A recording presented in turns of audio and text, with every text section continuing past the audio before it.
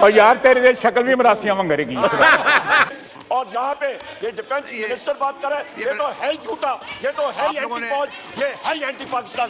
को चूना ही मार लिया मुंह दे उत्ते और तेरे मुंह दे काले है पूछ लेना सारे तो अब्बे को नहीं मानते थे मैं चेयर को मंगा कि मैं एक स्ट्रॉन्ग प्रोटेस्ट यहाँ पे लॉन्च कर रहा हूँ।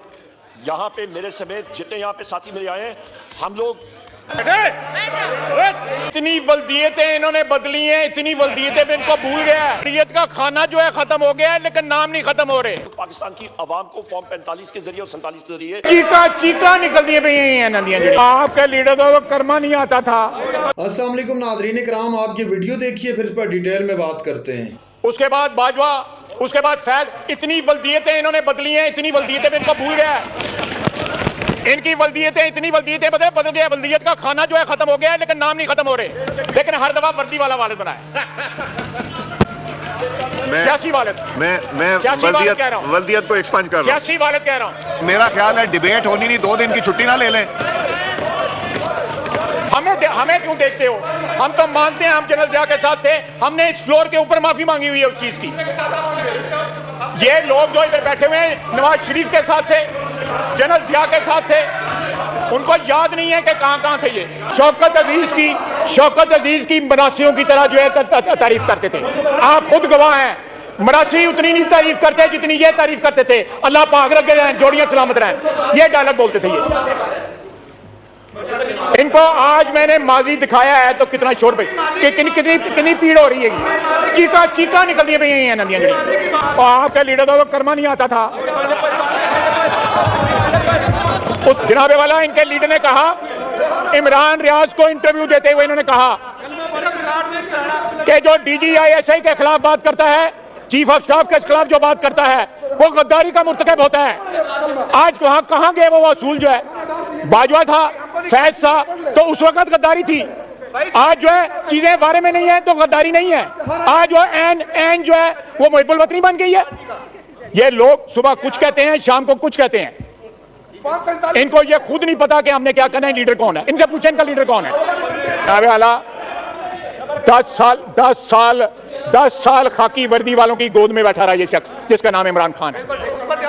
उन्होंने, बाजवा ने इसी हाउस में, आप गवाह हैं, इसी हाउस में इस जगह पे बाजवा और फैज आके जो हमें आके जो है वो ब्रीफिंग देते थे।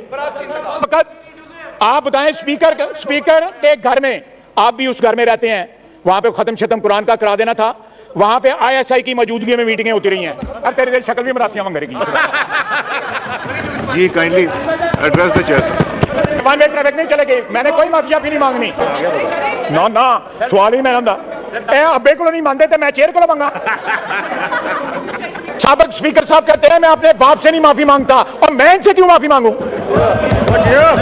ये मुल्क की दजियां बखेर दें वो जायज है। ये 9 मई को शहीदों के मुजस्समे तोड़े, ये जाके कोर कमांडर के घर के आगे जो है आग लगाएं, उसको मियां वाली में जहाजों को आग लगाएं, जाके चकदरा में जाके फौज को अटैक करें, गालियां दें फौज, और कहें खान नहीं तो पाकिस्तान नहीं, और मैं इनसे माफी मांगू? मैं मर जाऊंगा इन लोगों से माफी नहीं मांगूंगा। बड़ी चुपी है मेरी पंजाबी। जी ख्वाहिश साहब चेक कर रहा है, मनु उमर भी मेरी चेक कर रहा है। जी ख्वाहिश साहब बात। और शेर अफजल मरवत किथे जे? और शेर अफजल मरवत किथे जे?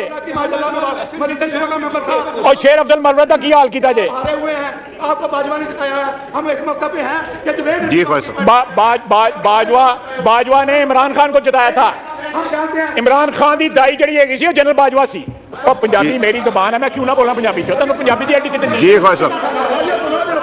जी ख्वाहिश साहब। जनाब स्पीकर, पंजाबी मेरी जुबान है। इस मुल्क की 65% जबानी लोगों की जुबान है। मुझे फख्र है पंजाबी बोलने के ऊपर।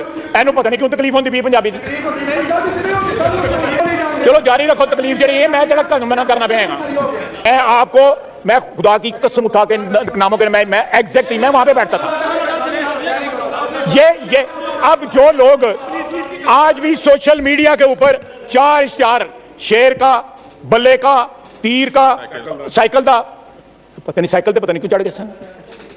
साइकिल दे उत्ते सी एमओएस।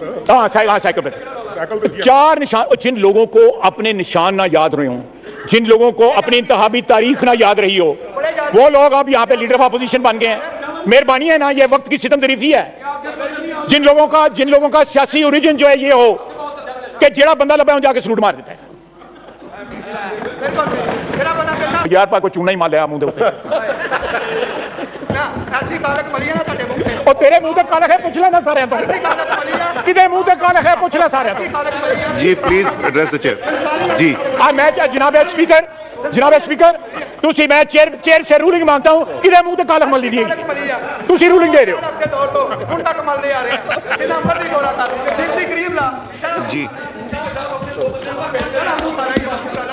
जी सर, ये इनके अपने लोग हंस रहे हैं इसके ऊपर। सब तो पहले हंस रह गए।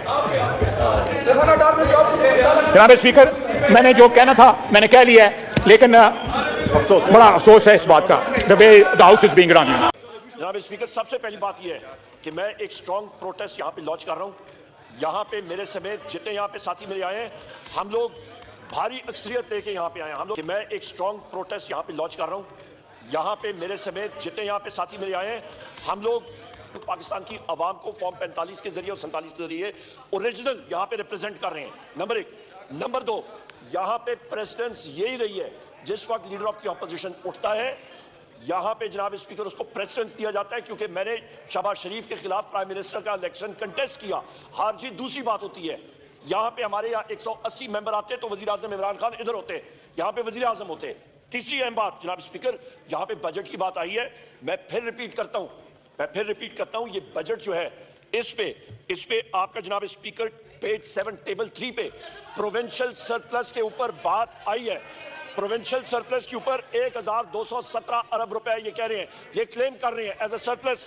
जनाब स्पीकर, हमारे सूबे का फाटा के एक्सपेंसेस 144 अरब रुपए हो चुके हैं। गवर्नमेंट दे रही है 66 बिलियन, आपका नेट हाइडल प्रॉफिट 80 बिलियन, आपका टोटल जो सूबे को मिलना है केपी को वो 158 बिलियन मिलना है। ये ना मिला कर चुके हैं उस पे, अब आप दोबारा रिपीट उमर अयूब साहब, आप इतने सीनियर पार्लियामेंटेरियन हैं, ये झूठ है।